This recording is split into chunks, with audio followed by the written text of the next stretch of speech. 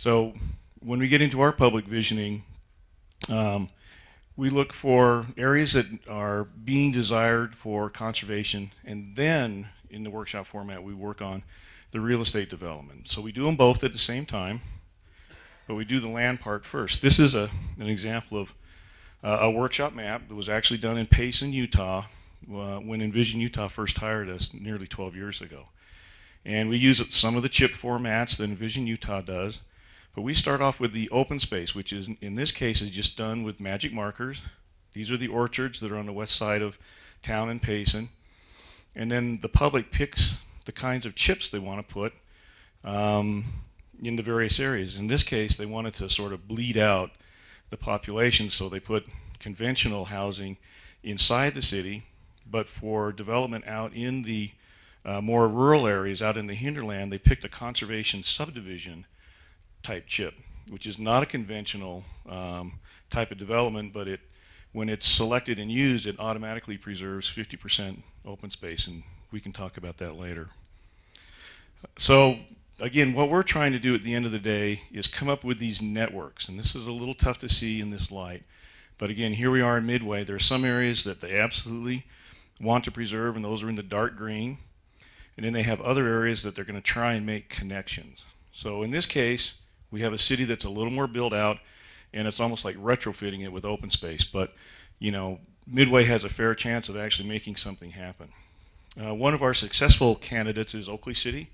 They actually have gone through their planning ordinances, and of the 3 zones that they have 4 development types.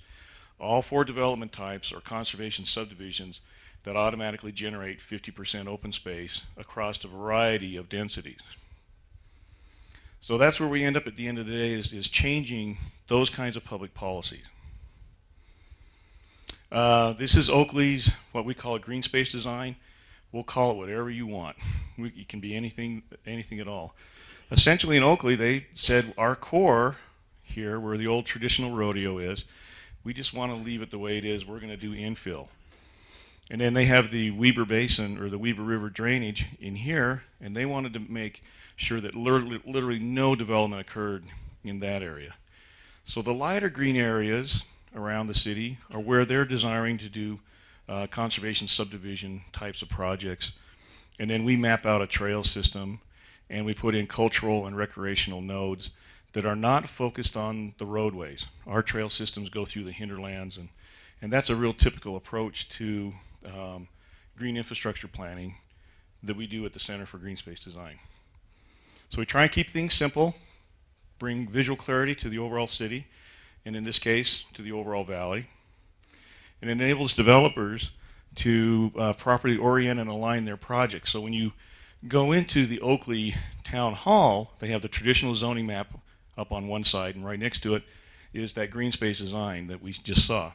And the developer is going, okay, yeah, I'm building gray infrastructure, and I am going to be building green infrastructure as well. Policies. So this is sort of the dry, not that much fun. Actually, I enjoy it. I don't know how I've gotten to that point, but where we actually go in and rewrite ordinances and just simply update them to reflect the current public thinking in a particular community. So some of your planning documents here, I'm going to skip through those. And then here's our main tool. In America, we'll probably consume over 2 million acres worth of open space in 2010.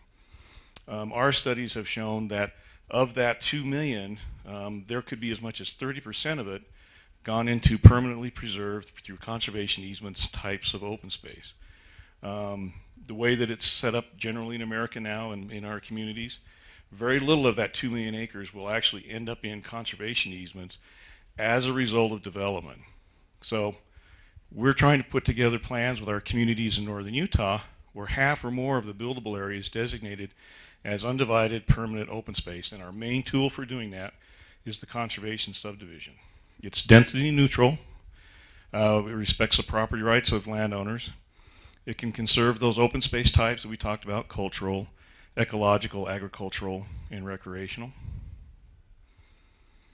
Where conservation subdivisions are used as a building block to create in the community a permanently protected where we lot off the perimeter of a subdivision, and then we just start filling in, and finally we get our roads and so on and so forth. On the right is a conservation subdivision that has the exact same density gross, and depending on how we do the lotting, the density net can be very close to the one that was on the left.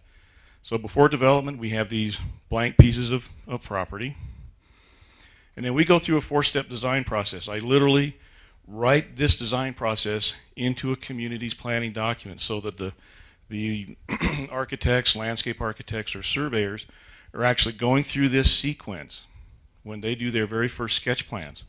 So they identify the open spaces first, then we locate houses, then transportation, and the last thing we do are the lot lines. So it's the exact opposite of the conventional subdivision type planning. So we try and find the primary conservation areas, which we actually get that list from the public workshops that we conducted, let's say, the year before. So the public ends up giving us open space types. They end up in a list, and those lists end up in your planning documents. And if on a particular piece of property we find those, they're just simply identified. So we have the primary areas. Those are areas we really don't want to develop in. And then we'll come up with the secondary, which are the more aesthetical ones, which are view sheds, maybe this wildflower meadow, views out, you know, this landmark tree, so on and so forth. Those things that are in your community, you see them through the windshield, you'd want to preserve them, but if you do a conventional subdivision approach, you'll probably lose them. And then we go ahead and start just identifying pockets of open space where we really don't have any concerns with regard to the primary or secondary types of open spaces. And then we try and get as many of the units on the edges of those open spaces. So now we're putting in the houses. And then we do the transportation. So we put in a roadway. A little tough to see, there's actually a public trail system that goes through here. And then we have an inter-project trail system that's up here. And voila, we get a whole different kind of subdivision, completely different than the conventional subdivision, same density. I won't get into all the details of how various lotting configurations can affect these looks, but you know, you're looking at maybe the fee simple areas, the lighter green, and then the common areas owned by the homeowners association are the darker. But we actually could have lot lines that extend out into these common areas if we wanted to. A lot of times that comes in handy because the health department is requiring bigger areas for septic tanks. So there we have the conservation subdivision. As I mentioned earlier, the 2 million acres that will be developed in America, if we use this approach, we could generate hundreds of thousands of acres of open space in the future. So it's just basically a different pattern. This is a project north of Boise called Hidden Spring, so up in Idaho.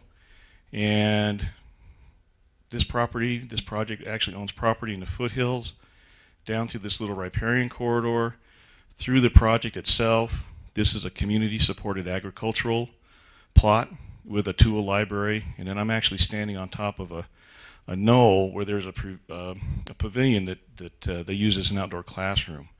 This project was developed by a gentleman named Frank Martin, who developed Prairie Crossing in Cook County, Illinois. And the day I was there, he happened to be there, and he gave me a rundown of how he figured out how to do this project. He wanted to preserve those views, you know, maintain this agricultural function, which is an alfalfa field with a pressurized pivot system, wanted to maintain this riparian corridor. So he basically clustered or condensed his project just on one corner of his property and pulled all the density from the entire project into one area. You do get some tighter houses. That doesn't necessarily have to be that way. That's just the way that he chose to build his units. But this area that he sort of drew a cross-section through has all the cedar elements that we've just talked about. So it's got the cultural view sheds up here. It's got the agricultural. It's got the riparian. Again, a recreational area in this quad.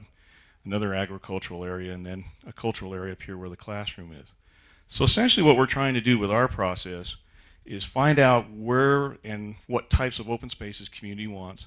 And then when they show up on a piece of property that a developer wants to develop, we have him use the previously identified open space types as his design program, sort of the template.